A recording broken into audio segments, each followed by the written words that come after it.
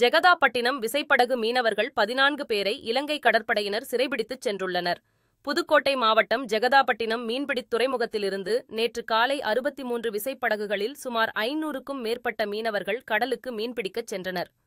நெடுந்தீவு அருகே மீனவர்கள் மீன்பிடித்துக் கொண்டிருந்தபோது அங்கே வந்த இலங்கை கடற்படையினர் எல்லை தாண்டி மீன்பிடித்ததாகக் கூறி செந்தில், மணிகண்டன், பிரதீப் ஆகியோருக்கு சொந்தமான 3 விசைப்படகுகளில் இருந்த 14 மீனவர்களை சிறைபிடித்து சென்றுள்ளனர். சிறைபிடிக்கப்பட்ட மீனவர்களை காங்கேசன்துறை முகத்திற்கு அழைத்துச் சென்று விசாரணை மேற்கொண்டு வருகின்றனர். மேலும் மத்திய மாநில அரசு நடவடிக்கை எடுத்து விசைப்படகு மற்றும் ஆட்களை உடனடியாக விடுதலை செய்ய வேண்டுமென மீனவர்களின் உறவினர் கண்ணீர் மல்க கதறி அழுதனர்.